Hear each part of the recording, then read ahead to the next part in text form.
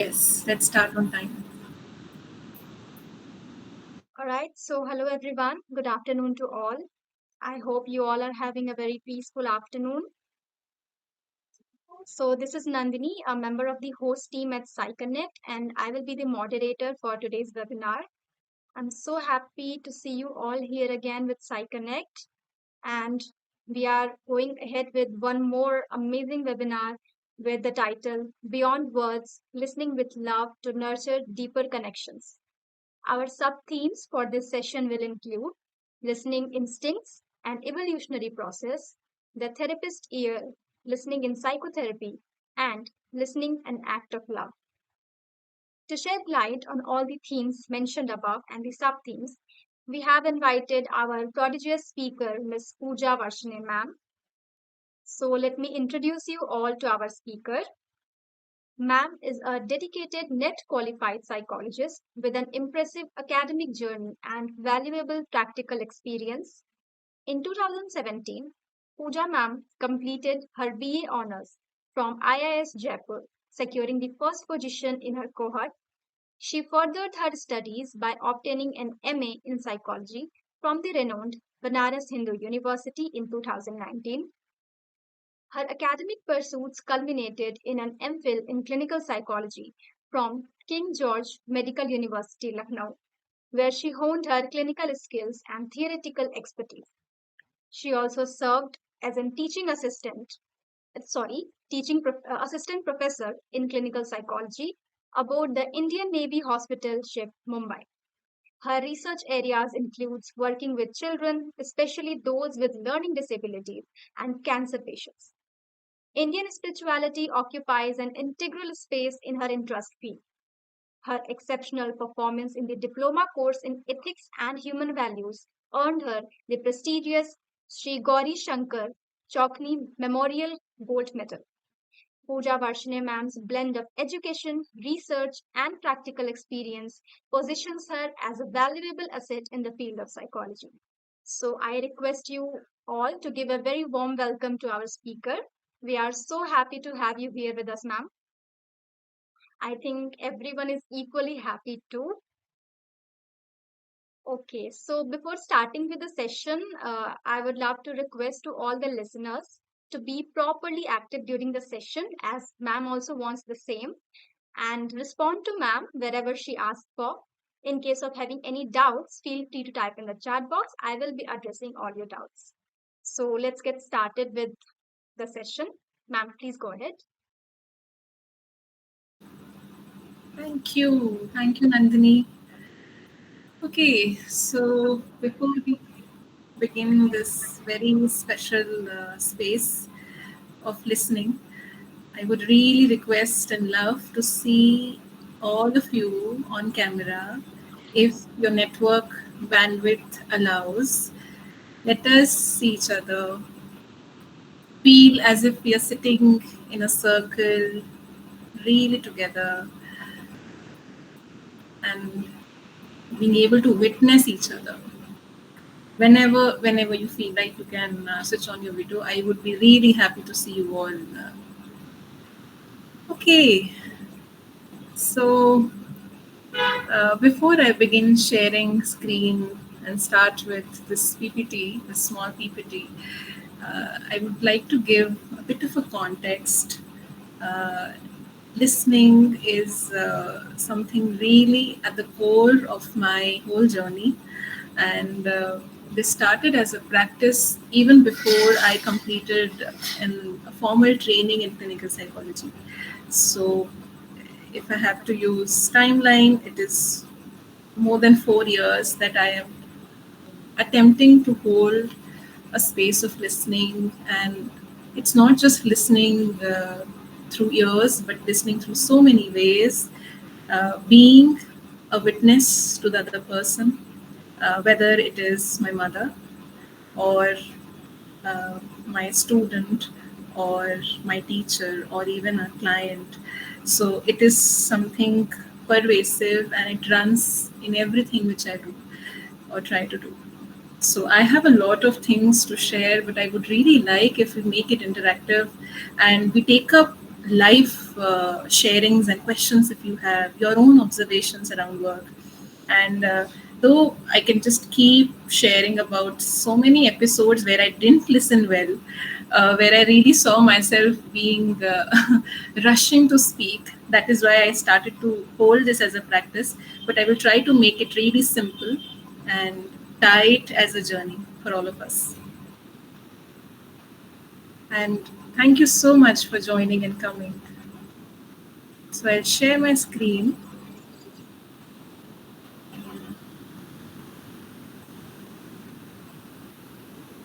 Yeah. I've tried to, in a way, weave 4 years in few slides. Anytime any one of you feels to share, feels to ask anything, please feel free to drop in the chat, and accordingly, we'll move ahead. Okay. Beyond words, listening with love to nurture deeper connections.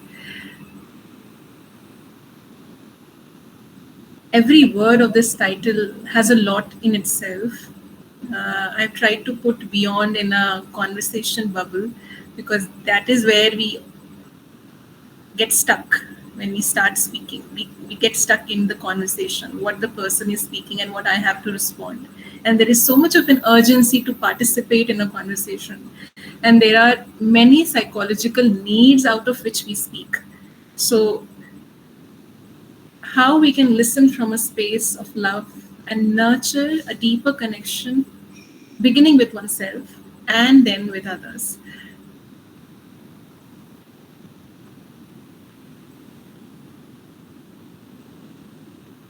Okay, this very beautiful slide shows a womb and a sweet child. It says that the seeds of listening are acquired in childhood or even before. So, what is your opinion? What do you think? When do we start listening? Is it when we are born and we hear words from our caregivers? Or is it much before we are physically born in the world? Please come on video. It would really make it very different for all of us if we come on video. We can start responding on chat. It would really be nice. And it's all conversation because the whole theme is about listening. So it can't happen without speaking. Those who are So, comfortable, please respond to ma'am. Yes, please unmute yourself and speak. yes. Yeah, thank you. What I would say is I'm not also not that um, very um, very clearly knowing myself of my old background, meaning the complete past or the complete future, as to say. But what I feel is, 100%. We do listen. I think what to say also in childhood.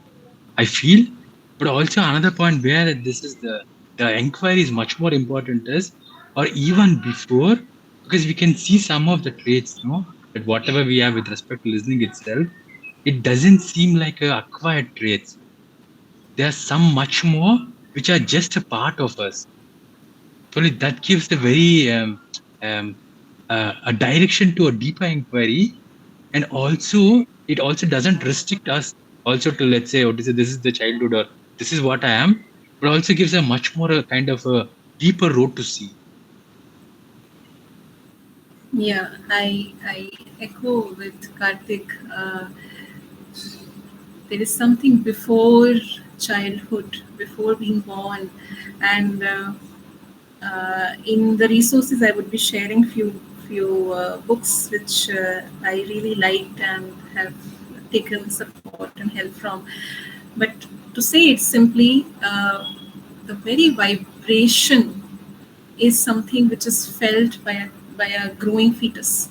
So even before the word listening comes, there is a vibration of sound, and there is a felt experience of being with the mother in the womb. So if some of you are interested in prenatal and perinatal psychology, a lot of research is being done in prenatal development, and what are the changes during from the time of conception till birth, which kind of give a psychological skeleton to the growing fetus. So, and sounds are, and listening is something which is acquired before even vision develops. So, that is something really precious and important to understand.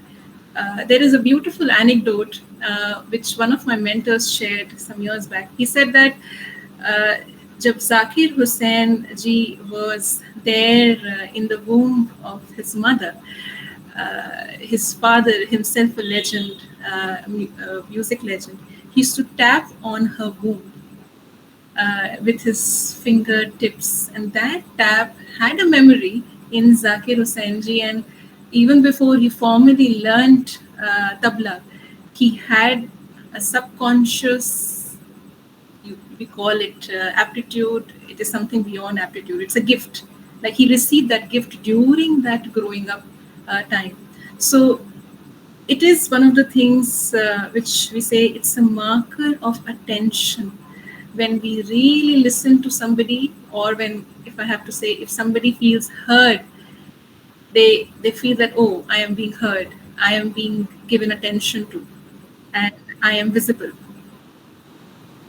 Even in Abhimanyu's case, I would definitely go back to the story. It's so interesting to go back to the formation of personalities. We keep reading a lot of theories in psychiatry and psychology about personality and development of human being and human development. But there is something really subtle as soon as a child is born. Also to mention, and we keep adding up things which I keep, acquiring these days. So not just in perinatal and prenatal psychology, these days some of the couples are even going for, in a way, learning how to become a parent. So conscious parenting is something even before the child is born. They are taking up some really nice learning workshops and also retreats. So this is what is happening in some part of the world. So the seed of listening is there even before we are born. Now that makes up a lot of, that keeps us a lot of curiosity in our childhood. क्या क्या होता है childhood में? Okay, there is someone who raised hand. Would you like to speak? You can unmute and speak actually. You need not even raise the hand. It's a very open space. I think that was by mistake, ma'am. Please continue. All right. Okay. So here comes our first energetic icebreaker. Again, after every slide, I will be requesting everyone to switch on their videos. I hope this request goes to your heart and you come on video. So this slide is very, again, close to my heart. Children dancing in rain and very, very happy. Here comes us going back to a little bit of our childhood, not being so much of really adults and students of psychology and psychiatry and a lot of other fields. What's your favorite childhood sound? So when I say that, let us take some time, go back to our childhood memories. What was the sound which really touched you and you would like to listen to it again and again, or you enjoyed it? You had fun in listening to that sound, or maybe more than one sound. Ideally, I would like to hear it from everyone. Thank you, Ipshita, for starting. Chirping of crickets, sounds of nature, very subtle sounds.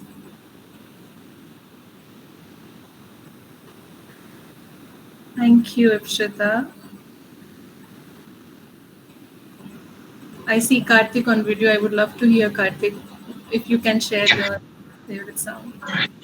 Yeah. What I wanted to share is this also in my childhood also. Probably what to say, the way we attach favorite sound or something. This is right now. I'm just putting words to those experiences. But even we can also listen without any favoritism, no? Probably that is the pure listening, no? And then we get something out of that listening. And in that listening, there is no. Yeah, but when in childhood we have just the like Yeah. of certain things, so we enjoy it. No, I mean, I mean, this also for children, especially. This is my personal feeling and also my experience. Also, in childhood, it is much more easier, no, to just listen without any intentions itself, but Yeah, we wanting to listen. yeah, It's not like a just yeah. We don't understand the sound. We just try to be with the sound. The experience itself gives us a lot of joy. So if you have any sound you can recollect, you can share simultaneously. I see we are sharing some chat. Mine was when my father used to call me with my name. That sound I love the most. Oh, very, very sweet, Nandini. That's a very beautiful sharing. It has a lot of depth to even a lot of things which develop when we are growing up. All of us can really keep a note of this sweet sharing. When anybody calls us, it feels so sweet, especially when our parents call us, or when they are back from work and they come and they call our name, they have something for us, and we are so excited to see them. I remember when my father used to come from his car, so the sound of the horn I used to really love because it means he is home. So I really enjoyed that horn. So Snehal is sharing sound of rain and thunder. I resonate with you. I too love the sound of rain, Snehal. Thank you. Snehal, sound of bells. So we have two Snehal with us today. Ipshita also likes the sound of rain. Pallavi, also rain. Shita Pro, I hope I pronounced your name right. Your nickname given by your maternal grandfather. Yes, yes, yes. That sweetness with which they call is also the sweetness which is behind their calling is so touching whenever we are called by our nicknames. Yes. So our favorite childhood sound. So this there is a context behind connecting again to that sound because that is very close to us. Sometimes, as Karthik was also hinting at, our mind is not fully developed when we are growing. So a lot of things which we do come from a space of pure joy. We just enjoy. Like children enjoy playing. They don't select that this sport is very trending, this sport is so famous, or this sportsman is there. They just enjoy playing. They just enjoy being in water. They enjoy dancing, just like we see these little kids. Sound of our close people calling us is also a sign of connection to other human beings, which develops during childhood. Also, that we get attention, but it is also that we are able to step back from who we are and we can connect to the other person. So, connecting to sounds is also an interpersonal, it also has an interpersonal layer to it, not just intrapersonal things. And a hidden objective behind having this as an icebreaker is in trying to become really good, responsible, successful adults, we many times lose connection with joy. We try to find and do so many things these days. So many retreats are happening, so many courses are there, even therapy, happiness therapy is there. All of us are in a way trying to find happiness through many ways, through putting a lot of hard work. Some of us who join today would also kind of have an aspiration ki this will help me in my work. Like I as a student also felt like incorporating a lot of my learnings which have helped me in these past few years of trying to become a better psychologist. So there are a lot of objectives, but in childhood there is no objective. So trying to make meaning and sense out of this huge complex world is one thing which all of us as adults are really doing our best. But there is a part of us who is very naive, plain.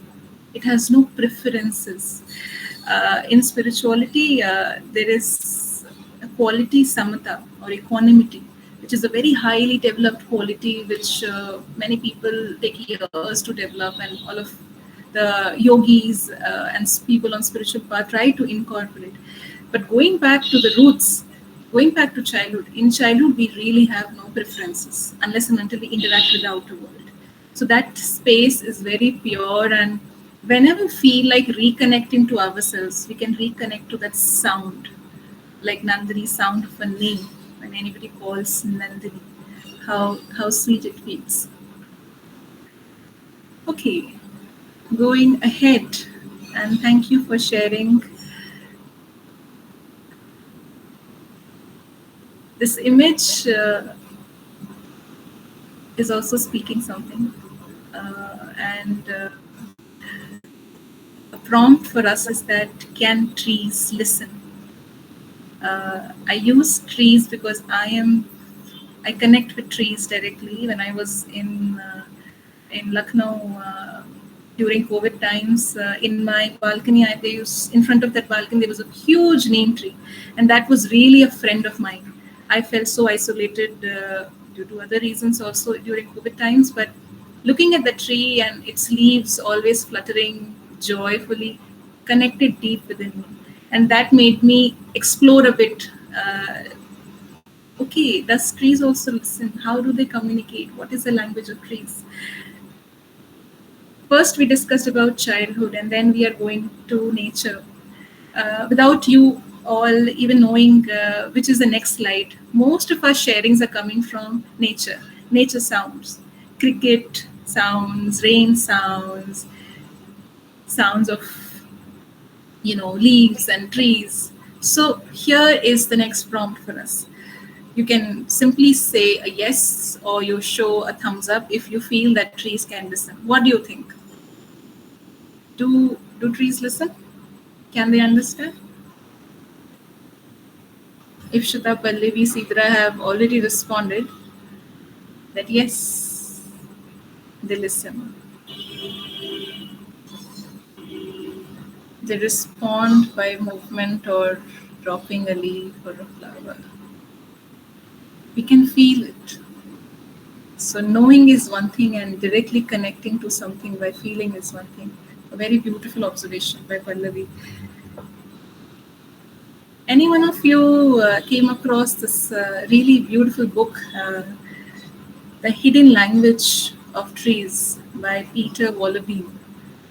He's a researcher doing fantastic research for some decades now in trying to understand nature and a lot of things like communication, relationships, and struggles and conflicts. How are these managed by nature? Nature कैसे treat करते हैं issues को?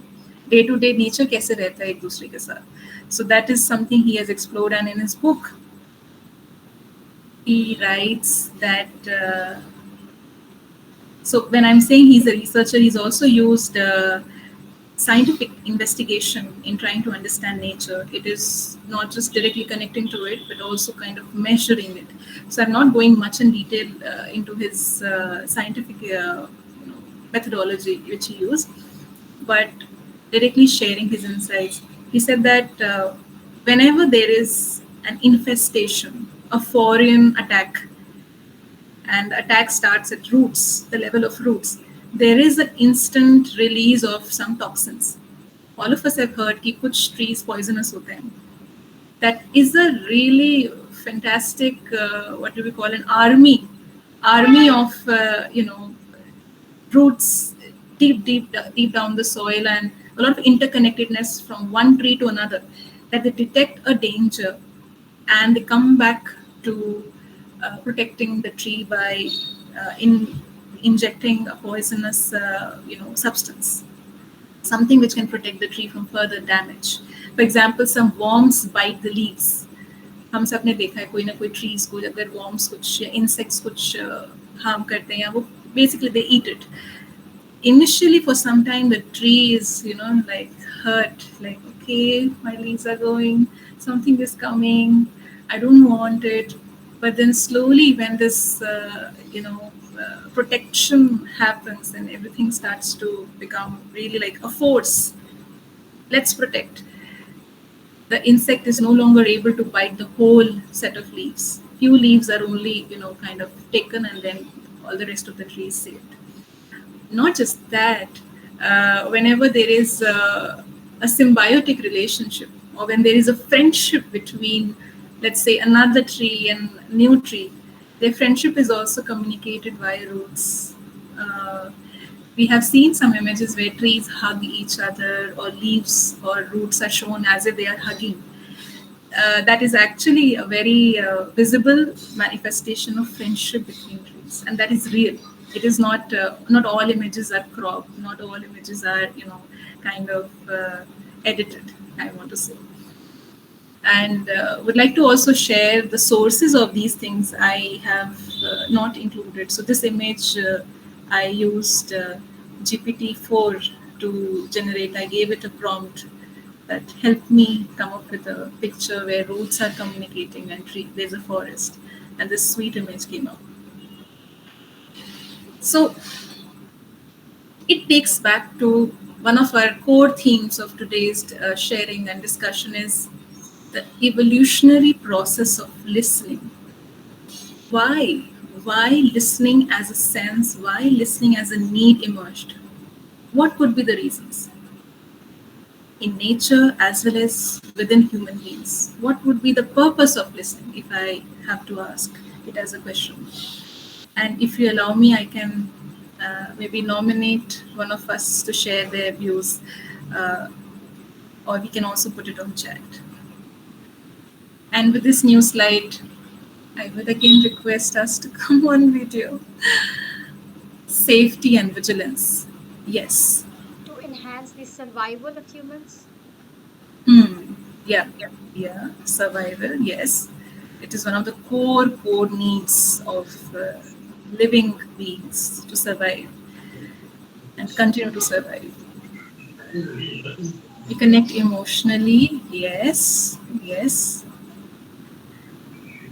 Or when you Yes, say Karthik, please survival, speak. did you say something, Nandini? Yes, I think Karthik wants to say something. Please.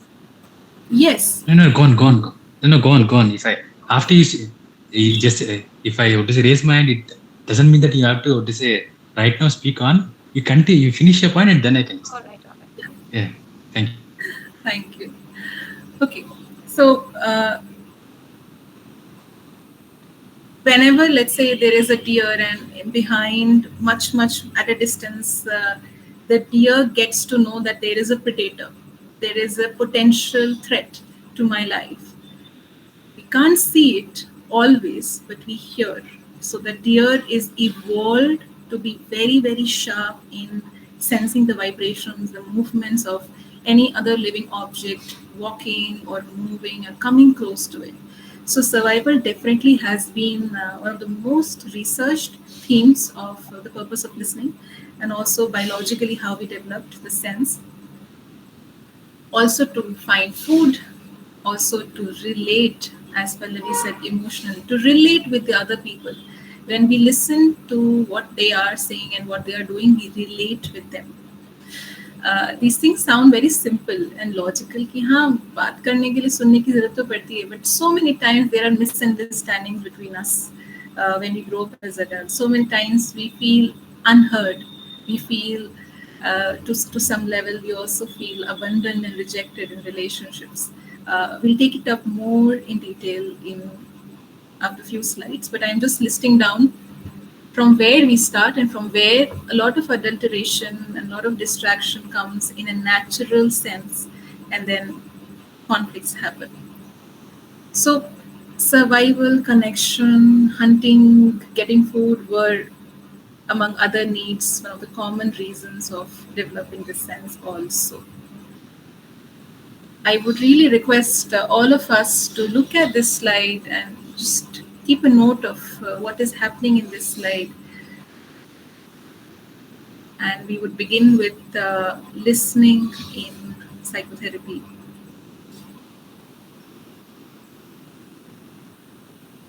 From this little bit of animated slide to this.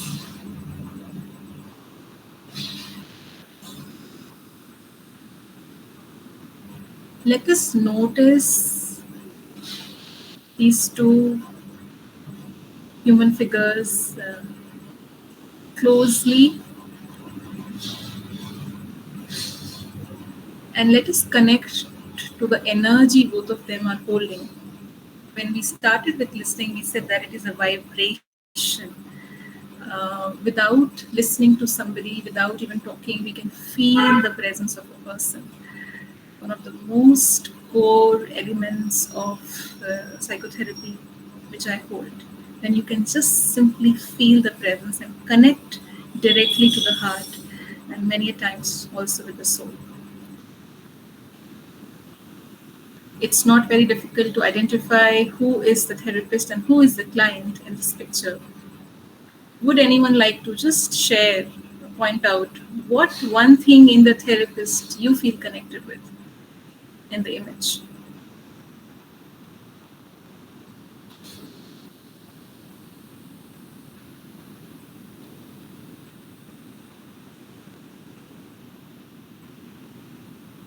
Anyone who would love to answer?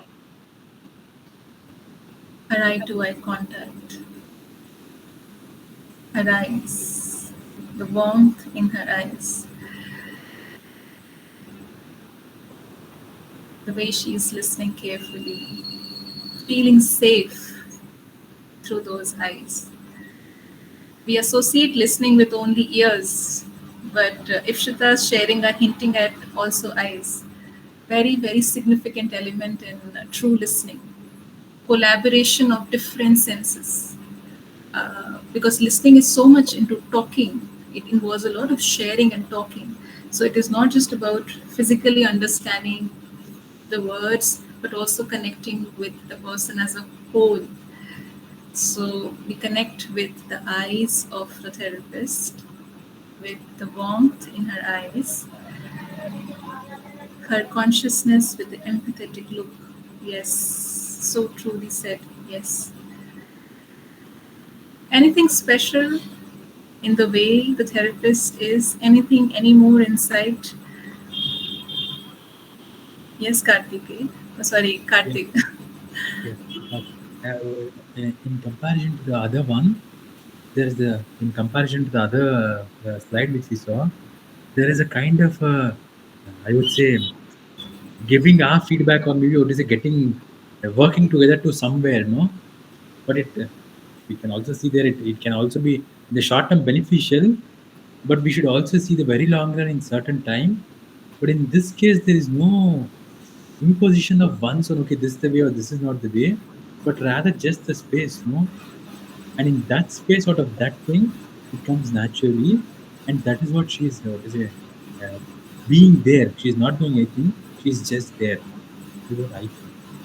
Hmm. Just being there. Yes.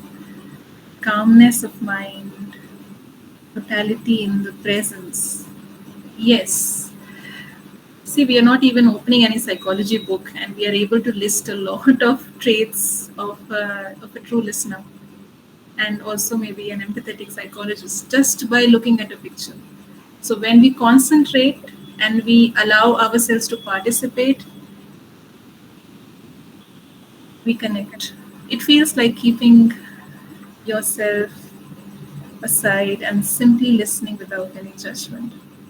Now, this is a very deep reflection from Snehal, and little bit tricky to see if it is really happening in the picture. However, there is something glowing in her heart, and that glowing is a cue to a lot of things which will come later in our discussion. What it is glowing, we will figure it out. We don't know yet. Okay, now here is a observation, and it's a very personal observation I had when I started with seeing people as we call clients, working and learning in Lucknow, and it continues till now. So I have refrained from using a lot of personal examples today because it is a very wide topic. We can just keep talking about therapeutic listening. So I've tried to be very precise. Now, there is an observation. Some of us can agree, some of us can have different perspectives. So please don't take anything of what I'm saying as something which is needs to be done or this is the way of doing it. So I am just coming from my life. So a very recurrent observation I had during MPhil is we can understand the needs of our client. I'm using the word needs here because there are a lot of psychological assessments to gather needs of a client. PAT is one of our parent example for that. Relying heavily on psychometric assessments can take away the therapeutic presence, potentially lead to a felt disconnection, and the client can take the assessment from a performance mindset. Every word of it is a lot of detailed, like needs a lot of detailed discussion. All of us have done psychological assessments. All of us are students of psychology. We have learned so many tests. And as soon as we start training in our counseling and therapeutic practice, our seniors say that इसे assess करने के लिए, इसे diagnose करने के लिए assessment की ज़रूरत है. Yes, assessments are needed for diagnosis and they have a very key role in reaching out to diagnosis and planning treatment. What used to happen during my training is that as soon as the client comes, because I am a student and I don't know all the assessments, I would be in a rush. अच्छा कौन सा assessment करना है? Okay, TAT, Rorschach, okay, MCMI, or maybe I can do an HTP or 16PF, n number of things. Initially, we start with really feeling the joy of being a student of psychology, and later on, it becomes a little bit mechanical. Oh, we have 2 sessions and we have to generate a report, and all of that is handwritten. At least where I studied, we had to have all handwritten reports. So less time, and we have to do a lot of things. The whole idea of somebody coming to a hospital or a clinic or a private practice is to heal and is to feel heard. I remember the first time I felt that I did a little bit better session. The patient in the hospital said that किसी ने तो मुझे सुना, किसी ने तो मुझे समझा आज, बस आपको बताकर ही अच्छा लग रहा है. I am not aware if we get any certificate for the webinar. I think we can take it up in the end. So now when he shared this feedback, I was so overjoyed. I was so happy. I can't tell you how happy I was. And in the next session, I repeated the same mistake. In one session, I was good. In the next session, again, I lost my attention to the heart part of it. And I got into the mind ki, nahi yaar, ye bahut sara kaam hai, fir ye karna hai, wo karna hai.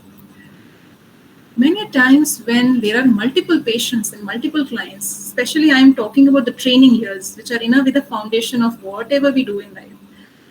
So I used to see that some of my colleagues use, because there are so many patients and the space is less, so test lekar bitha dete hain dusre room mein.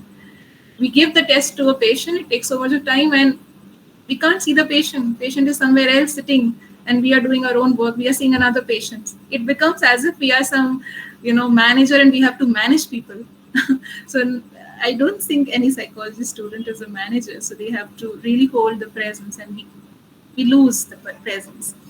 And because of our traditional way of it, in which we take any test, whether it is a really academic test or any psychometric test, there is a performance mindset. Mujhe acha karna hai.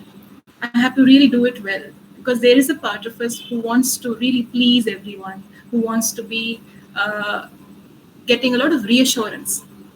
So we call it transference reaction and a lot of other technical words also. I'm not trying to use some words consciously. But coming back to this observation, so I know we are all learning and we keep learning, but one of the anchors which I felt was just to simply be with the person who has come to us. And as some of us really pointed out, making an eye contact, giving the time and space for person to settle down, because a person is not used to coming to a clinic or a hospital. It's new for them. And नई जगह settle होने के लिए time तो लगता है. So many times we start speaking and we start asking, हाँ क्या क्या हुआ है, and we start writing the symptoms and complaints. So everything is important, but it takes just a minute to be calm and attend to a person, and then we can go ahead with the process. And also, it is I would like to share it as kind of also a small suggestion to our students and all of us who are there, uh, to tell the client what is the purpose of an assessment. Educating the client, again we call it psychoeducation. So educating the client in his or her understandable language. I really learned this once again and reminded of by Sudhanya in her sharing last week. To be inclusive in communication, to be understanding what the person will understand, is important before saying anything, whether it is an instruction or whether it is anything to do with counseling or therapy.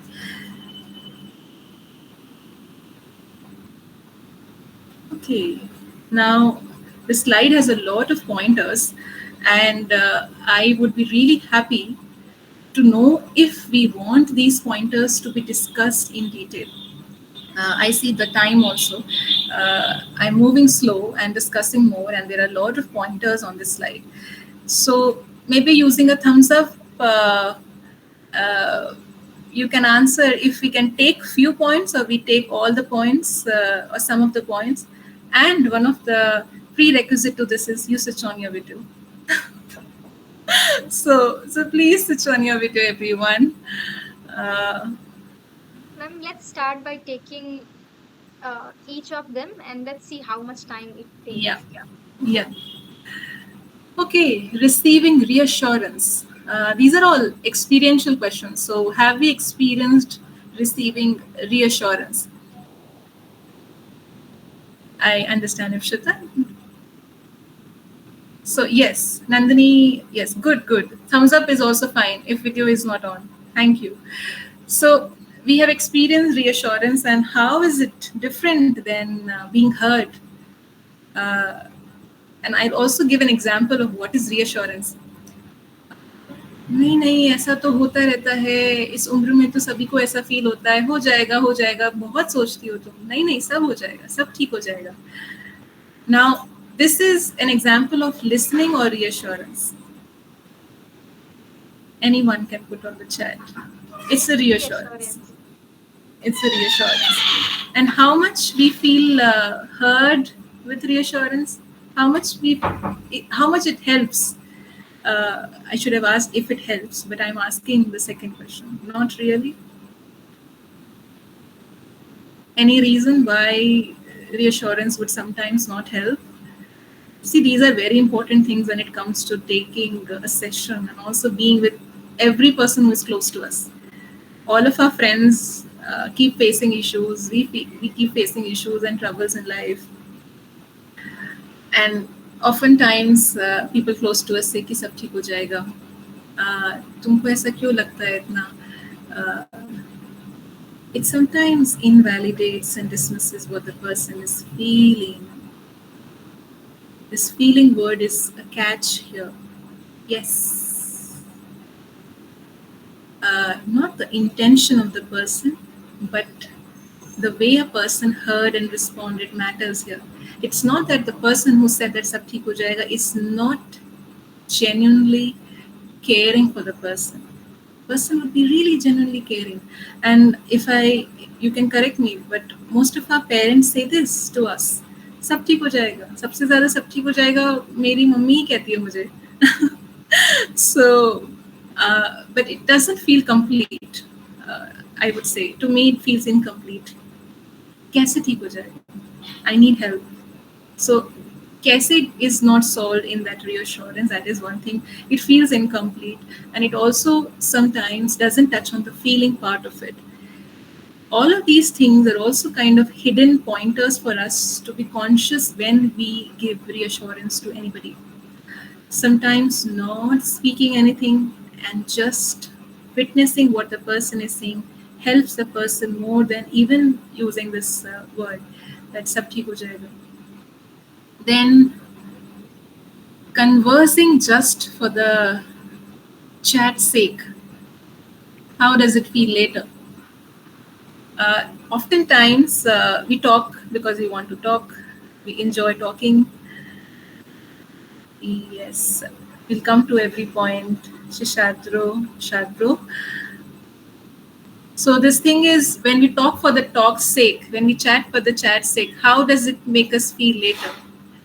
I can reshape this question or this prompt in a way. Have you felt any time after being in a conversation, either speaking or listening, you feel tired, you feel fatigued? Yes, yes. Why sometimes talking takes up a lot of energy, drains us?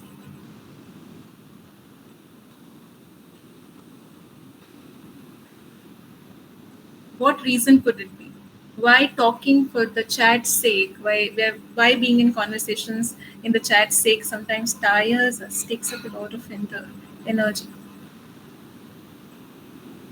It might be because the person whom we are talking to is not worthy of, not worthy, but is not able to solve our problem. The answer lies in the question itself. It's just for the chat's sake. We do not, we are not expecting any solution from that person. Hmm. Hmm. And with which group of people we chat for the chat's sake? किसके Uh, साथ हम हमेशा बातें करने के लिए ही करते हैं? Someone with whom we feel comfortable and we feel that the person can listen us patiently. Hmm. Yes. And friends come in that space very easily. So we just sit along with a group of friends, chat a lot, and some chats are really like no meanings, some simple random stuff we talk about, uh, no intellectual conversations. Some conversations are so dragged that we feel lethargic, we feel drained. That अरे क्यों ही गए थे यार वहाँ पर, अच्छा नहीं लग रहा. So I would try to simplify the reason behind it. So the reason behind this comes because we talk for the chat's sake mostly through the mind, and the part of the mind which is very physical mind. So it is very external. It doesn't go deeper. It is not so directly connected to our heart. So anything which is not directly connected to our heart drains us, to simply say. So this is a very common observation, and also the deeper reason behind it.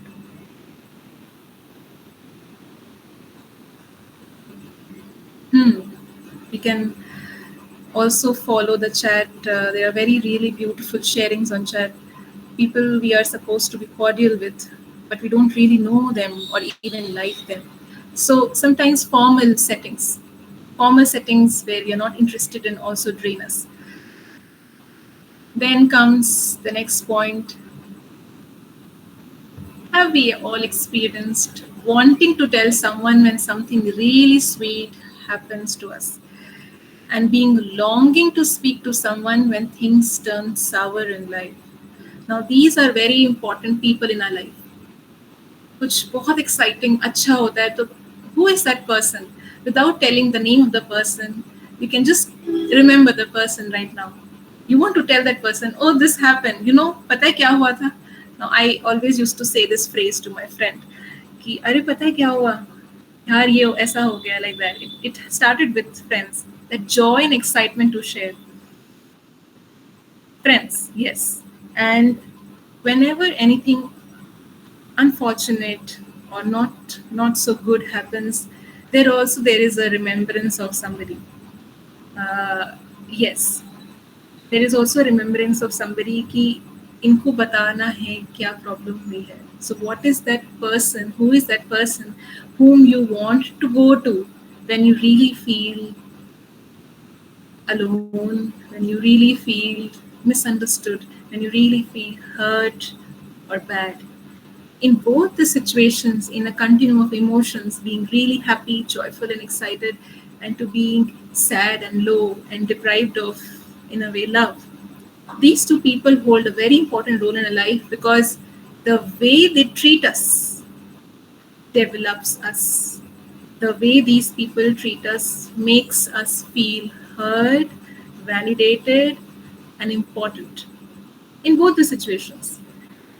इसको समझ में आएगा. If I am feeling, let's say, I'll tell you a very funny incident. So when I scored the highest marks, I was not so happy and joyful because I really worked very hard and I was happy but not excited.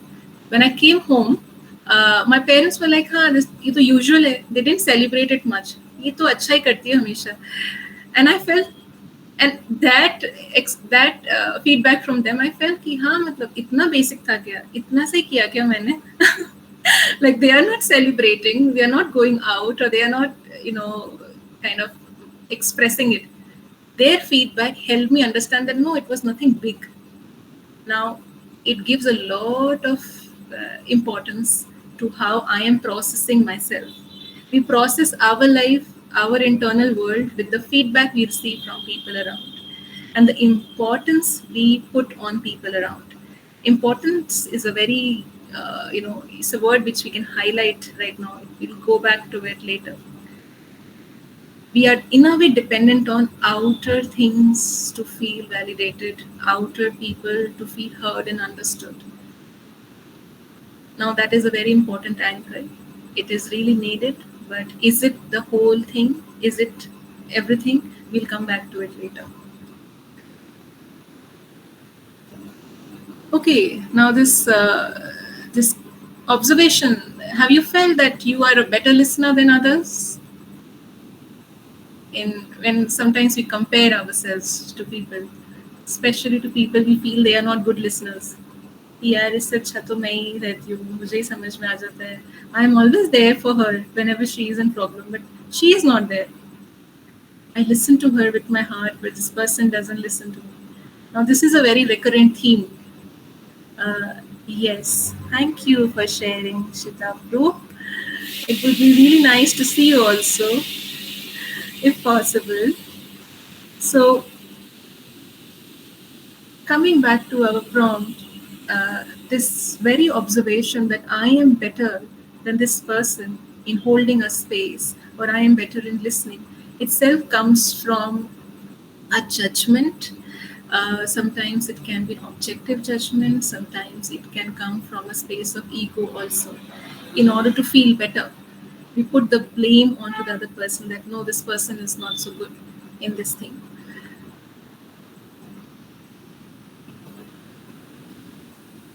Have you experienced feeling anxious when you call somebody and the person doesn't respond back or take your call? Or sometimes you text someone and the person doesn't reply on WhatsApp. Have you experienced this? I see Nandini nodding and also showing a thumbs up. Preeti, Deblina, would you like to share? Have you experienced this? This is connected to the other observation we had. How much of our need is there to be validated from outer people? Yes, a few days back, I experienced this day for yesterday. I called a friend. She asked me something on WhatsApp, and I called her and she declined the call. And then I texted her that you can voice note whenever you're free. She didn't voice note. For a moment, I felt that what happened? I have never felt this. Immediately, a feeling came from my heart. Immediately.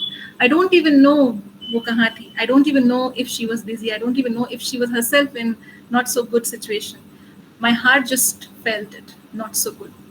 So if not complete rejection, I felt a little bit, okay, she's not there. Especially when there is something really significant and we are expecting the person to respond. Definitely, Ikshita. And it's happened a lot of times with me when I really needed and I didn't receive a response.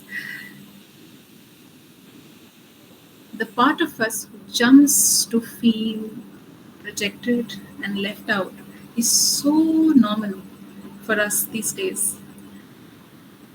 Yes, acknowledgement. Acknowledgement is also part of listening. Sometimes we're not able to have a long conversation, but at least we can acknowledge that we are here. What Karthik said in the very beginning, simply being there. Now everything is taking us to that, being there, holding that presence. Now, this is also part of effective communication. How do we communicate to others? Sometimes I have seen that when there is a work related thing, a friend of mine responds very promptly. And whenever there is a personal thing, she takes a lot of time to respond.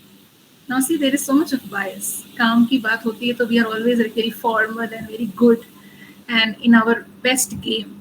And when it comes to personal thing, we can postpone it, you know. We can do it later. Now, right now, when I'm trying to hold these very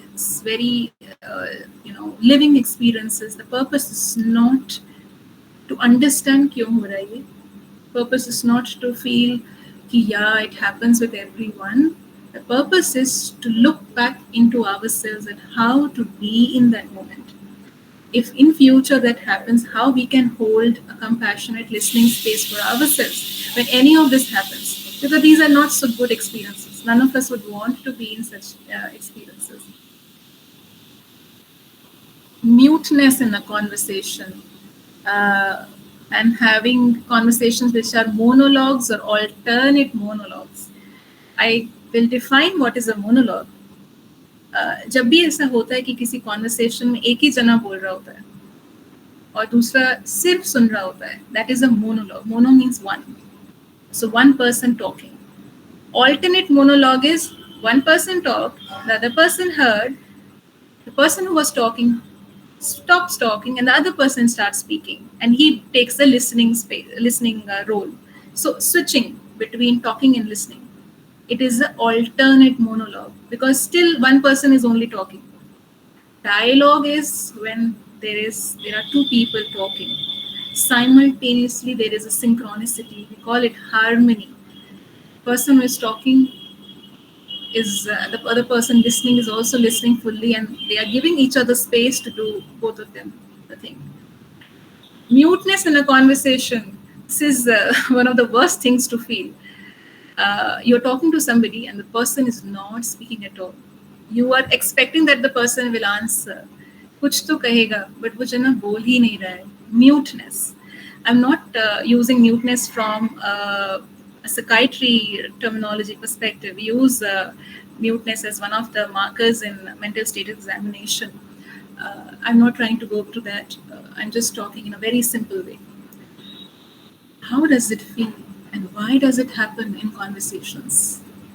Can anybody answer? Why this monologue and alternate monologue happens in conversations? We know with whom we have experienced it. And I know we don't want to bring that part here right now. कि किसके साथ आपने feel किया है. But why does it happen? Because the purpose of talking is communication. When things are not free and open. Yes, there are some boundaries, some foundations. I'm really heartened and delighted to see Ikshita's so active involvement in our conversation today. Thank you so much, Ikshita.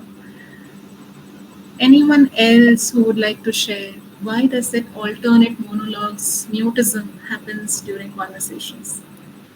It might be because the other person who is listening and not trying to speak much is not getting very effectively the essence what the other person is trying to say, so they are just escaping from saying anything more.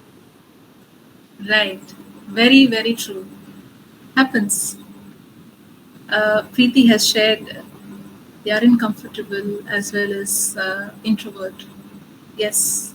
Not feeling wholly comfortable. Karthik, yes, please. This is with regard to that point also. Maybe it could also be out of some goodness also, no? You can also be mute out of some goodness, but that is what is the catch of listening also, to able to very clearly, precisely, what to say, not judge, but clearly get an observation, which is not we can think, but very, very clearly get an observation. This is what is happening. Only that gets the clarity, no? Otherwise, we are just thinking from our just Well, or oh, it's useless, not needed. All of these are assumptions in the mind when we are in a conversation. However, the psychological root of this is there is something higher, something lower. It can be in the mind of the person, or it can be real, that it is really a hierarchy in a relationship. And oftentimes in work, at work, we have a good healthy hierarchy. uh, some preoccupied things in mind, yes, we are our attention is also divided, it can happen. I would like to point a very personal experience here. At work, there will be hierarchy. There will be somebody very higher in role, and somebody could be a fresher. However, even when the fresher is talking or expressing anything, if we don't have these assumptions कि नहीं मैं कुछ बोलूँगी तो पता नहीं कैसे लेंगे, पता नहीं उनको समझ में नहीं आया, शायद टाइम ही नहीं मिलेगा मुझे बोलने के लिए. If all of these assumptions we keep aside and we just answer to what the conversation is needing, then there is no hindrance in the conversation. And actually, during that time, there is no hierarchy. Because when we are speaking for ourselves and not for the sake of fulfilling anybody else's need. So it's a very internal process I'm trying to hint at. We try to attach everything external. Even a role is an external thing. Okay, so I'm also seeing the time, and we are at the 8th slide, and we have about 15 more. So we are trying to have it as interactive as possible. So I would like to use our time, and let's see where we go. Now, our lives are co-authored in a conversation. This is one of a very beautiful line I read from the book The Lost Art of Listening by Nicholas. The author is Nicholas. So I'll share that book title later. He has very beautifully said, co-authoring is a very live process. और book जो होती है, like our PsyConnect book club, I think Shubham texted a very beautiful message yesterday. Book is not having one page. A book has so many pages. We can go back, we can go ahead. It's an ongoing movement in a book. And all of the book lovers know how bad it feels when we reach the end of a book. It feels like end of, in a way, a relationship. That, oh, I was relating with the book, with the lines, with the author so much, and now it is ended.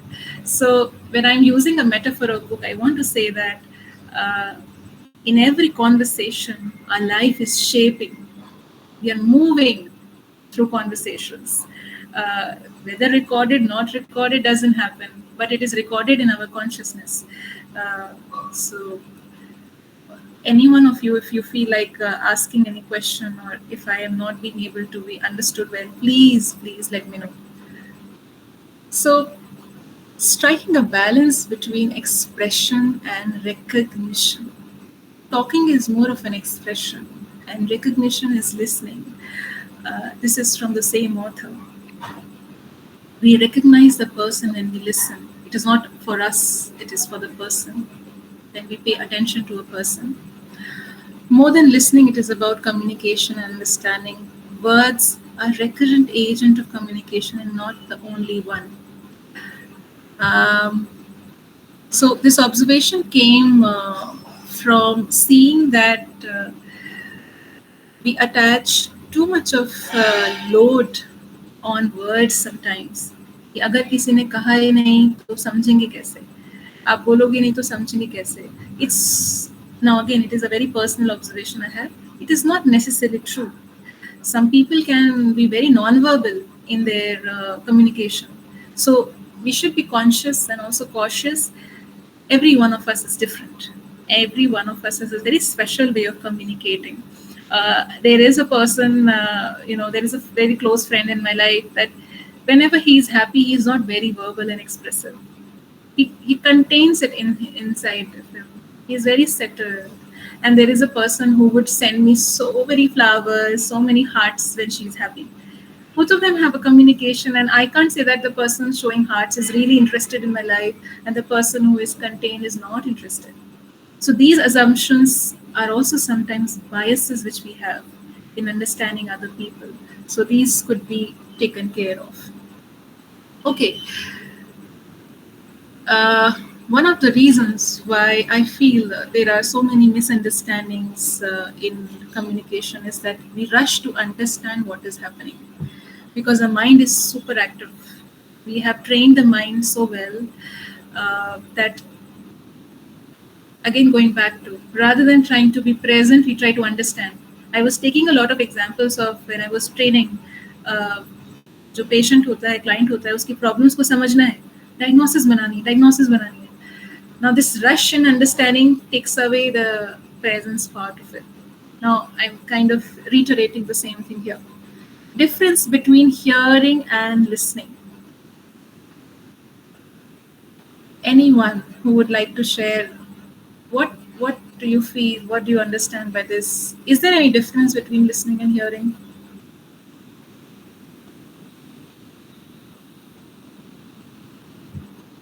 You can use chat to respond as well. What could be a reason, the difference between hearing and listening? Yes, Karthik, please. Sorry, Nandini. Yeah. Anyone else wants to answer this? Listening brings in some amount of abstraction, is Ifshita's observation.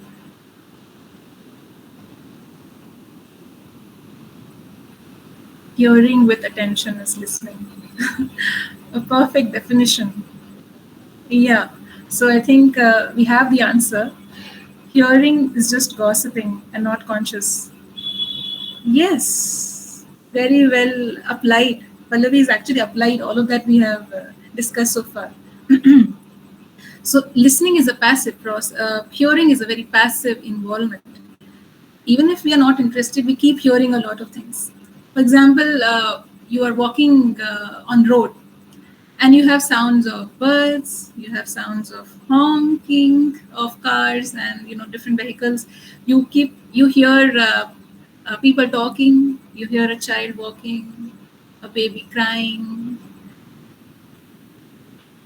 And listening is something when you actively try, you are interested, you are involved, and you actively take interest in that, and you try to be there more. So listening is a very consciously chosen process and experience, and hearing keeps happening.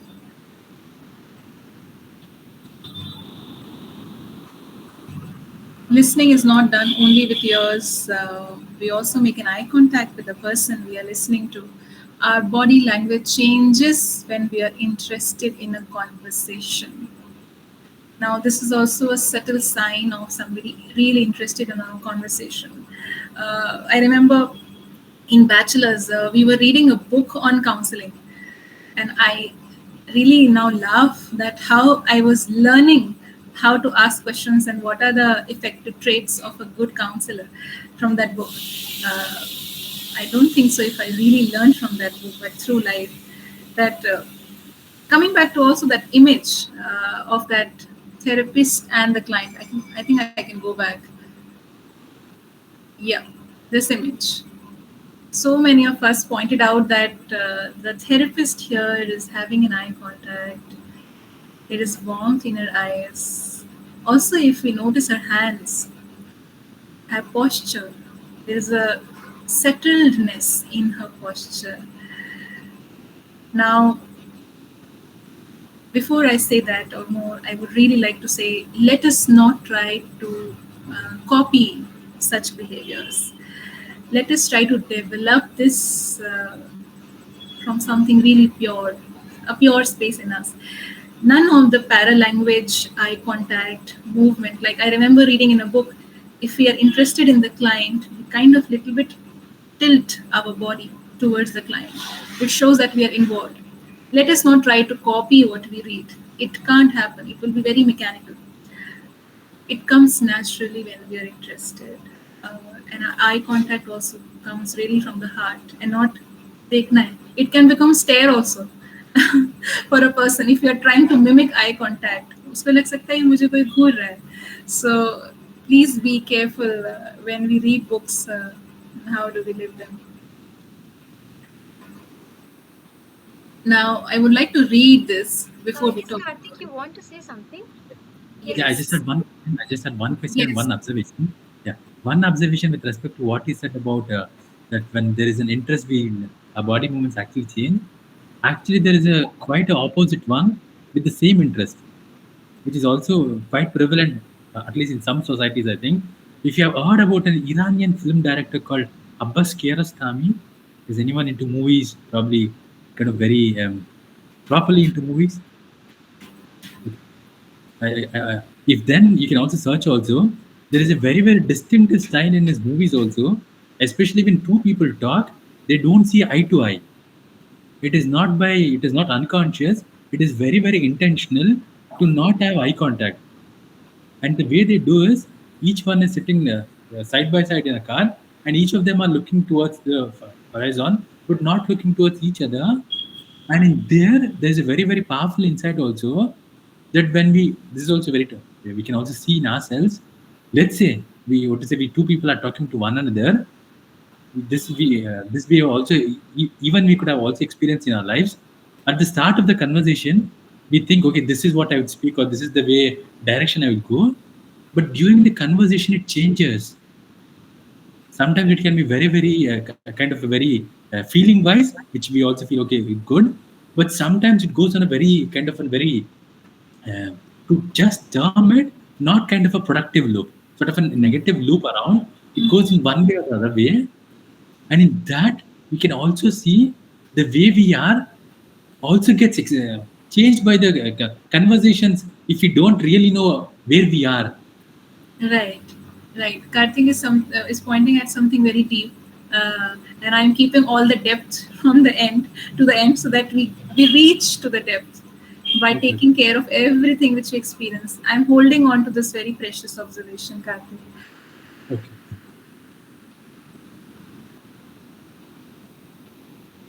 Okay. Uh, yes. Misunderstandings, friction, dryness comes in between relationships because sometimes we take responsibility to develop a person, like especially with children. Uh, I am responsible to bring up this child. I have to be a really good parent. I have to be a really good sister, a good brother, and I have to teach him all the good things. And we take away the natural progress of a child. Uh, some of us who are interested in child development and also interested in integral education, uh, it is not our responsibility to grow up a child. A child, like a seed in a plant, knows its future, knows how to develop. Everything has, we call biological markers. I would like to use bio-spiritual markers. There is always the spirit of the child which knows what to do. A very relatable example of that, I tell you. Again, shared by a mentor a few years back. When we sit in a class and the professor is and the teacher is talking something and we understand it, we have a head nod. क्या किसी ने सिखाया है कि हम head nod करना है? It becomes so reflexive. This head nod itself is a little bit of evolutionary marker of us knowing exactly. Okay, Shatad bro, head nodded. So it just happens. It's so quick, as if I already knew what you were saying. I just realized it right now, or it got reminded to me right now. So all of the experiences which we have, or which new things we learn, have a trace in us. All of that has a trace in us. All of our reflexes are a very beautiful cue. We can do a good amount of research to understand the importance of reflexes and uh, the spirit, how the spirit manifests in them. So when we take a lot of load in trying to become really good parents and good adults, we take away the natural, in a way, I'm using the word very consciously, in a way damage a growing child. So I am giving a lot of food to all of us who are interested in working with children, especially in a clinical setup. How do we talk to a child when a child enters a therapist's room, especially when the child is very scared? And most of the children are not so much aware of what will happen in a psychologist's room. So how do we attend to the child is something I'm giving a food for, not just thought but also reflection. Being a container, a facilitator is more concentrated a role than being scattered with responsibilities. मुझे ये भी करना है, ये भी करना है, ये भी करना है. से बेहतर है that I start with one thing: how I can hold a presence of love and attention, and everything happens one step at a time. Not taking too much of responsibility in becoming. For example, let's say if Nandini would take a lot of responsibility to become a good host, it would appear in her body language. She would forget that she is a listener also. She would be so much attached to, I have to introduce the speaker well, I have to take care of the attendees well, I have to look at the chat. Right now, in her body language, we'll see that she's quite chill. She's like there in the conversation, attentive, yet connecting with everything which I'm speaking. This is a sense which I am receiving. So when we don't take a lot of responsibility, I also mean to say when we don't get attached to what we are doing too much. Like I am not thinking constantly that मैं जो भी बोल रही हूँ वो समझ में आना चाहिए. I'm just trying to be as much as I am in general. So coming to this thing, so common for adults. जब हमसे कोई छोटा होता है तो हम कितना कुछ उनको बताते हैं. और I remember me telling my brother, मैंने जो भी गलतियां करी है ना, मैं नहीं चाहती कि तू भी करे, तो है ना ऐसे करना चाहिए इस काम को. सो व्हेन आई से ऐसे करना चाहिए इस काम को, I take away his right to experiment, to live what he is in that stage right now. I take away his right to learn from his mistakes. I spoon feed him the right ways of doing things. And I've done it so much with my little brother. Only later I realized that that was not the most right way of approaching it. Because we fear. Whenever I'm saying we give advice, opinions, or share our learnings, as adults, we fear that the person or the child might fall. If we don't fear, the child will fall, get up, and start working again.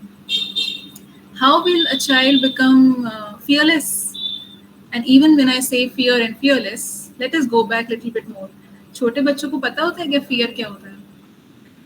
I was in Orville for a good amount of time, 6-7 months, 2 years back. In the solar kitchen, I used to see it's quite dangerous actually. Very small kids used to like hang. जैसे पेड़ पे monkey नहीं रहते हैं, बंदर नहीं लटकते, वैसे वो लटकते थे, free, very free, having no fear. And I used to tell my friend that, oh, I should go near the child, no, गिर जाएगा तू, he's so small. And he would say, oh no, horrible kids have all of these freedom, nobody cares, they know how to take care of themselves. Now see, that's a big thing for me. I learned something that day. Why I'm too much into protection? Why am I too much trying to save? There is no danger.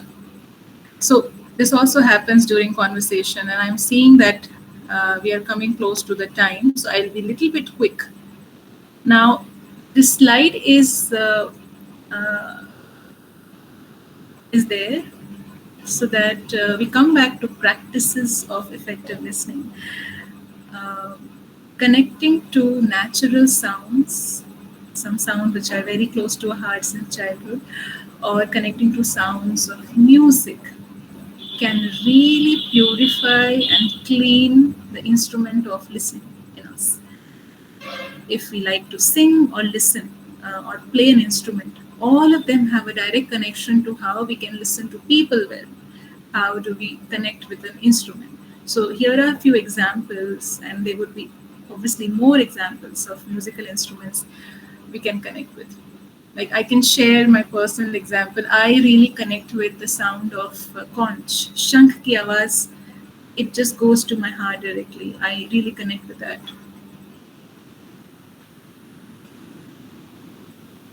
Okay, now good that we come to that slide. I can respect time well. This is a list of practices which I am seeing as potential practices.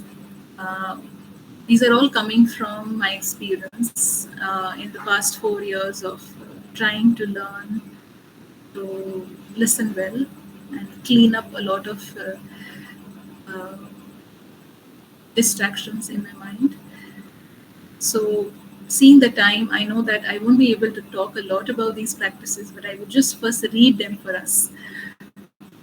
So, we have already covered this first point of needing to understand. If we keep aside understanding always comes.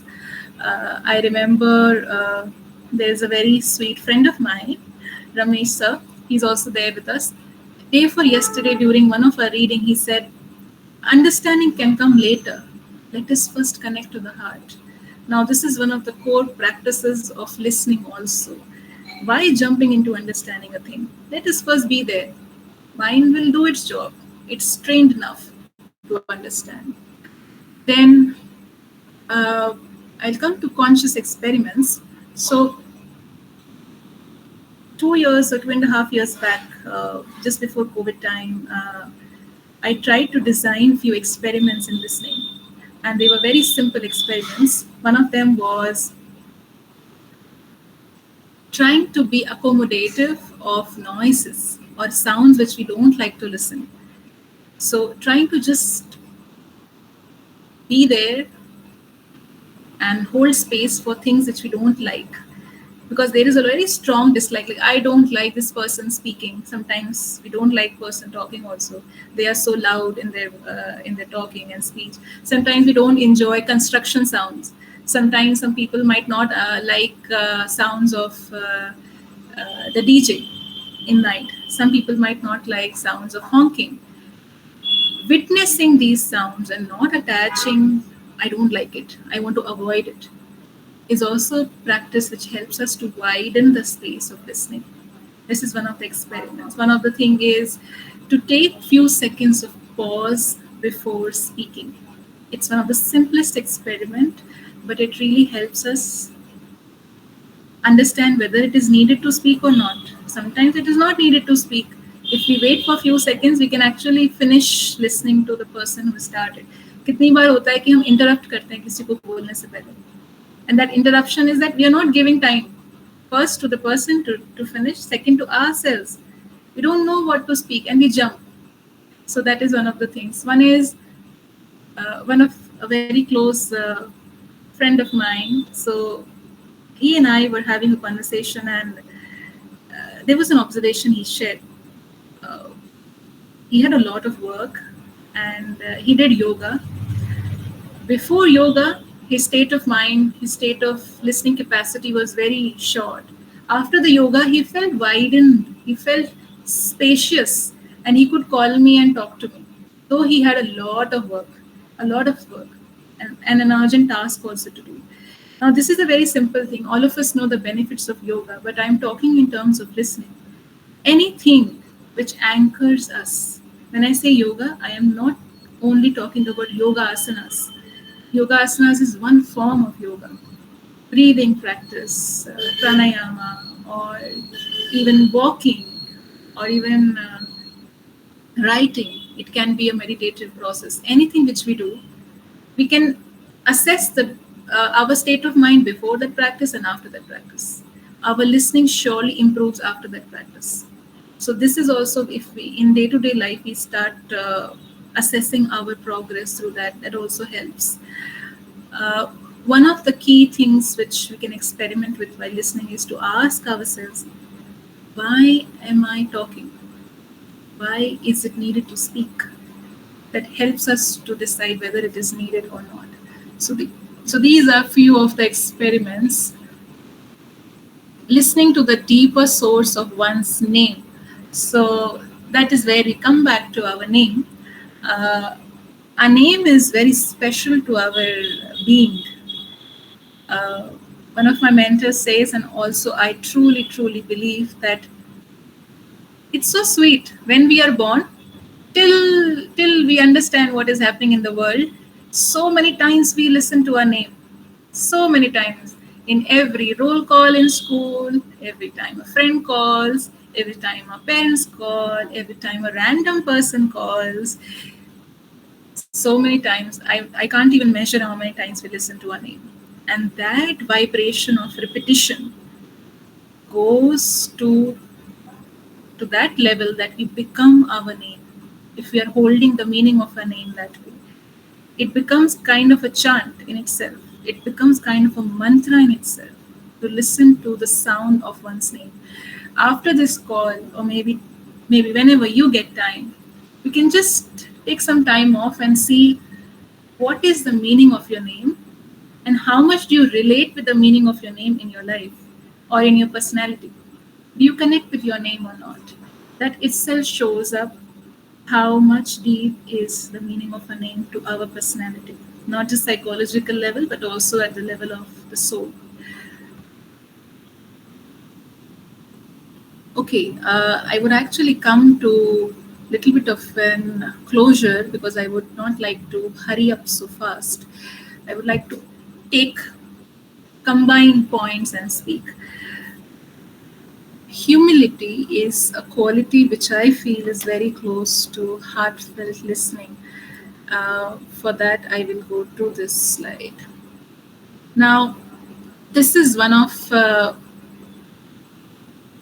my diary entry, and I have straight away copy pasted it here consciously. So I had a conversation with one of my colleague in the lab, and she was about to say something, and I said, "हाँ, ये तो मुझे पता है," and I didn't even hear her well. And later on, when I came back home, I felt that I actually disregarded her. I didn't even allow her to say anything. Why I was having so much of an ego, an urge to tell her कि मुझे सब पता है. So this मुझे सब पता है attitude really triggered something in me that day. I would just read this for us. By giving oneself some seconds to respond before we react when in a conversation with a colleague, and knowing that I know already what she's speaking all about, I this time do not babble impulsively that, oh, I know, don't elaborate. I give myself few seconds, some time to pause, and in these few seconds, a space of humility to come in. Uh, I believe that all good qualities can be attained better by living through experiences and recording it, maybe in terms of audio journaling or writing, than reading only. Reading is one part of it. If I start reading about what humility is, I won't understand what humility is unless and until I feel or I experience what humility is not. What is how ego comes up. I was not planning to be egoistic in that conversation. I love my colleague. I love her. She's a friend. But still, I was so much impulsive to talk and say, "हाँ मुझे पता है." So this shows up that no conversation is as trivial as we consider, and there is no special conversation also in a way. Everything which is happening is a very conscious process which is happening. I hope I am making some sense when I'm using words like conscious and soul. So I'm very conscious of using these words. So, okay, this is my last slide. I would like to finish on time. There is a big ear here and a lot of hurt, criticism, blame, rejection going inside. और हिंदी में कहते हैं ना कान पक गया है मेरा. So this is a very funny thing which not just we sometimes say, but also we hear. We receive a lot of emotional material through our ears. Not just, I'm not excluding our other senses and our body, but through ears. There's so much of judgment. Mutism is a very big, I would say, one of the harshest way to treat somebody, to not respond, to be very passive. So mutism can also feel a person feel rejected, not heard, not responding to a text even after seeing that it is an important text, being in a revengeful mode, tit for tat. So a lot of things enter inside. And answer me, everyone. If you feel this is yes, please share a thumbs up or a heart, whatever feels close to you. Can we control any of these things to enter our ears? क्या हम अपने कान actually बंद कर सकते हैं? Okay, everyone who is on the call, now I'll start calling names.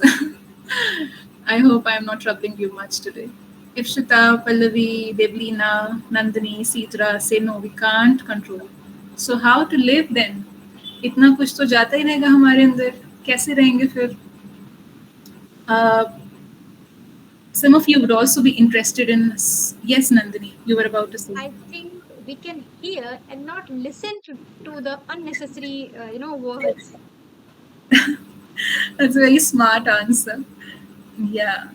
And when we hear also, something goes inside. Uh, it's a very subtle way. I was just about to say that actually, that some of us would be interested in somatic therapy, body oriented therapies. These days, there are a lot of somatic therapies coming for healing. Why? Gestalt therapy is one of the closest to, I feel, somatic therapy. A lot of psychosomatic diseases are coming.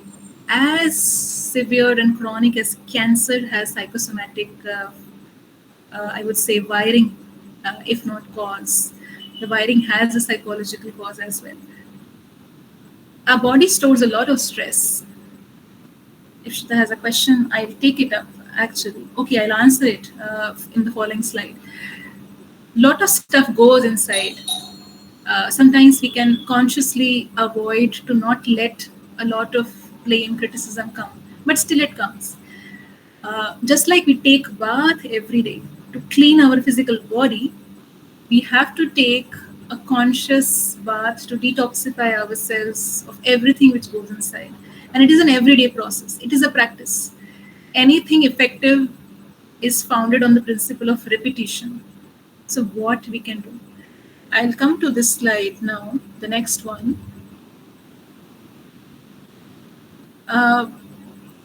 In my resources, you will see the first resource is Sri Aurobindo's Letters on Yoga, which were the first anchor, were the first thing, my first answer to all of my listening issues and my ego, in a way. Uh, why I'm mentioning Sri Aurobindo right now is because the word purification here has a very multi-dimensional meaning. And I tried to put only one word out of so many things, so many work which he has done very consciously. And before trying to open up what is purification, I would also say and open up after this webinar, any one of you who would like to connect one-on-one with me or would like to know more of whatever I have said, please feel free to drop a text and let me know, because I couldn't cover a lot of things. Purification. So here I have not eliminated hurt, blame, criticism. We can't avoid. Through the process of purification, we can perhaps attain a composture. You remember the slide where the therapist had something glowing in her heart? This guy is also having something glowing in his heart. What are these glowing things they have? ऐसे दिखता तो है नहीं किसी के दिया, but there is an inner tiny lit diya in our heart, or a little bit behind our heart, which we call as a fire of the soul, the diya of the soul, something which is always lit. It is like the God couldn't give sun to everyone, so he gave a diya to everyone. So that little diya is like the sun in for all of us, and sun is a source of life. Without sun, we are nothing, nobody. In the same way, that sun, which is not just physical sun, but we also have a sun inside our heart, and that is the source of all the energy, all the life, all the love, all the all the love which I said in the title, all the connections we build with ourselves and which shows up in our work, in our relationships, and everything. And purification is a method by which we transform these emotional wounds or these emotional substances, day to day things, and we connect back to that source of the sun. It's kind of offering to the sun. A very simple example which I can give and then I can stop is when we do a yagna, we offer everything to the yagna. हम जब यज्ञ करते हैं तो कितनी सारी चीज़ों की आहुति देते हैं ना. We offer it to the fire.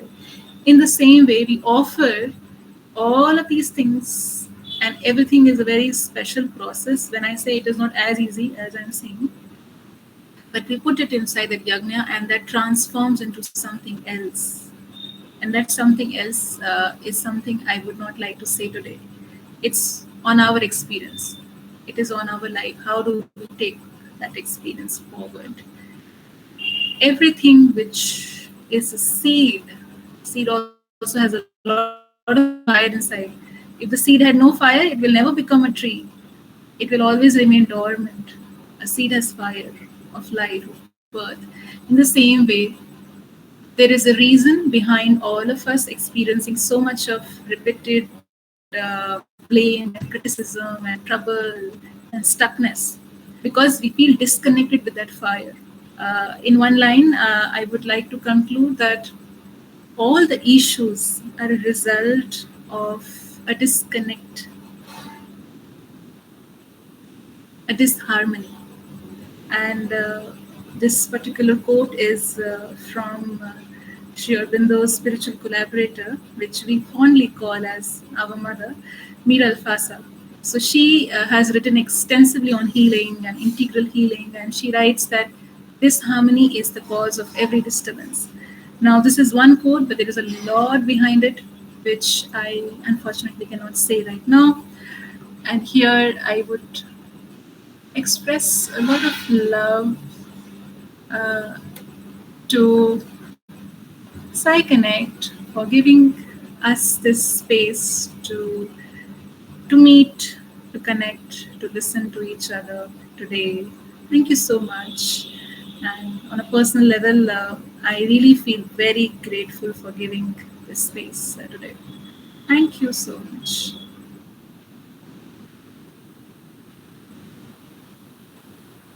Okay, so now the platform is open for you all. If anyone has any doubt or query, want to ask anything to ma'am, you can unmute yourself and ask your questions.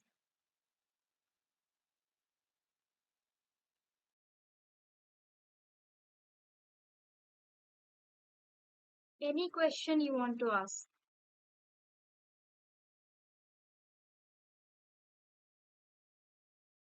Okay, I think किसी की कोई query नहीं है ma'am. सबने Yes, पूछ लिया in between the session. yeah. I just want to share I just want to share. First of all, thanks for the presentation. It was very well made, and also thanks also for the space of, as I said, also PsyConnect, for also giving us an opportunity to listen to this, and also to also express our feelings on this. Thanks a lot, first and foremost. And then I have one observation or one sharing which I want to do. This also probably with an analogy is very very easier to understand. I think probably all of us here have played sports, no? Cricket or maybe something like any sport, which is easier to say understand also. Let's say what to say in a sport while you are batting. Let's say you go with the intention of okay, I want to score this ball for 6 runs. Whatever it is, this ball I will score for 6 runs, or this ball I will just defend. Yeah. Yeah. In this way, if you go to batting also, it will not be very good. It feels like a kind of a very overload or something that I need to do or I'm not able to do. Some kind of a very disturbance, a kind of a thing. But if you ask for a very in this way, I'll also listen to what is the essence of listening and also the whole aspect of how everything works also. But in this way, if you ask a experienced batter also, you'll say, I just don't think what to do or what not to do. I just stay there and I play. I know Yeah. it will. Any batter will say this. It's not only up to a sport like cricket. also Yeah. the badminton or anything, that if you're just there, you know. But the key role is to just be there also.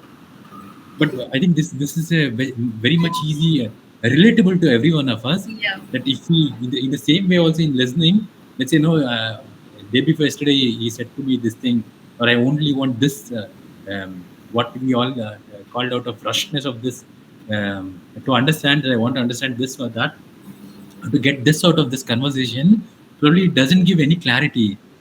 But if you are just able to be there in that, then our listening seems a very pure space where Yeah. we get answers, not thinking. There's a huge difference there. Mm. But that is what I wanted to just what is open up a space for inquiry is to just what is start to be there to listen, not to listen saying that I will listen this part or not that part, but to just be there to listen. I know what is it. This is a very I've said it in a very this thing sort of inquiry wise. We can also speak, but there is also no time right now to go in very this thing there. But the core of what we just right now discussed is, even if you study also, you just can't okay say that okay, this is important I will study only, or this is not important I will not study that. Even in this way, if you see all aspects of life, that's the very core. If one is there, then one can what is it go up. Otherwise, what is it is a very hard. Right. Right. And just to add to what Karthik is saying, in order to be that present in a conversation, we have to be empty. हम खाली नहीं होंगे तो हम सुनेंगे कैसे? We can't hold anything if you're already full. And Pallavi, I remember, pointed out very precisely that if we have a lot of thoughts already, if we have some conversations happening at the back of our mind, we can't be fully there in a conversation. So there comes how to clear up the mind. That is one of the ways to effective listen, to listen effectively. And I think that itself can be another webinar for that. So there is a lot of process-based ways of looking at what we try to hold together today. That is why I'm really open to get in touch on a one-on-one level if you have any doubts. I see Ipshita writing, posting a question. I'll read it for us. It's a very important one. Sometimes we have a lot of patients waiting and very less time. And often patients might get over-inclusive. In those situations, how do we ensure that we don't spend too much of time on only one patient and yet don't compromise on the quality of interview, and also are able to listen to as well address the patient's concern? That's a very practical question, and a lot of ineffective listening comes because of such practical dilemmas occurring here, like in such situations. I feel, I'll take another example. Uh, have you seen people in the bank, how fast they are in counting notes? So fast. And people who are on computers and laptops. A friend of mine doesn't even see a computer and he can type so fast. It becomes so automatic to be there in that work and also multitask. So what Ipshita is doubt is also hinting at multitasking effectively, and multitasking in a therapeutic way. Now it's a little bit tough, first of all, to do that. Second is we need to prioritize what we are going to do with every patient. We can't assess all patients. We can't diagnose every patient that day when the OPD is quite full. Neither we can take a long therapy session because a long therapy session takes a lot of time. So then that moment we have to decide how much of work we are going to do with the patient, and can, by any possibility, I can postpone that interview. I remember sitting in the hospital till 4 o'clock, and the working hours were till 2:30. We overwork in order to be really good therapist with the patient. That also is not so healthy an approach. So I would say that first of all, prioritizing what we are able to do, and even when we say a no to a patient, see, it's kind of a no when we are saying that today I won't be able to see you with that much of time, but let us sit together. And I have really 15 minutes today, and the working hours are like till that. So we communicate our limitation in a way which is more practical and heartful. When we communicate our limitation, the person has no higher expectation. So we have to come down, kind of go down to our expectations from ourselves and also expectation of patients from us. Because patient जब dissatisfied होता है तो किसी भी therapist को अच्छा नहीं लगता. And we emotionally are doing because we can be very mechanical when time is less. So these are few of the suggestions, Ipshita, I have. Thank you for asking this very practical question. Anybody else has any observation or anything to add to? I think Ramesh sir is having. So you can unmute. I think you are muted. Yeah, now you are unmuted, sir. But somehow we are not able to listen to you.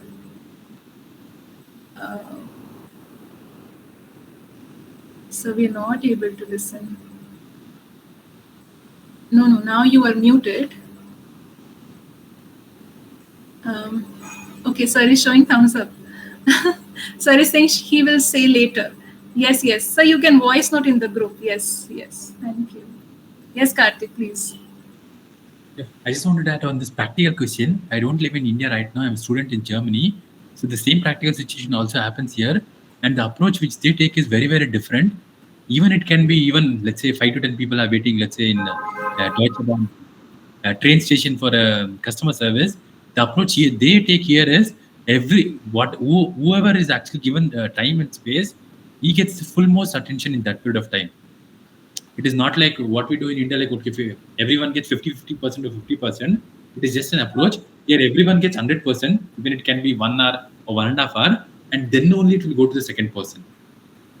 There are many social factors which also won't allow it also in India also, but it also can be an approach. What to say, just keep in ourselves that is also possible. Because if we do 50% for everyone, then that is also the quality of work is also not there. So that is just one approach I want to share.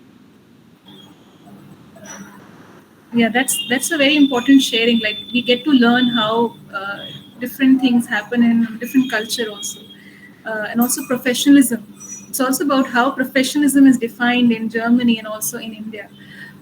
Thank you, Karthik, for adding this. We would not know it if you were not there today. Thank you. Yes, Nandini, now over to you. Okay, so now we are ending the session. You are on That mute. everyone. Okay, so now hoping everyone have got their doubts cleared. I'm just ending on the session, and I really appreciate everyone's present over here. Everyone has become so attentive and interactive as well. So इसी के साथ we are ending up on our May Mindscape series, and this must not have been possible without the contributions of you guys. You are really great. Okay, so we are hoping your presence in the next month as well. We will be coming with more such interactive sessions, webinars, and podcasts. Till then, keep in touch and keep learning, keep growing. Thank you, everyone. Thank you, ma'am. Thank you so much. Thank you. Have a beautiful Sunday, everyone. Bye. Thank you for the session. Thank you. Thank you.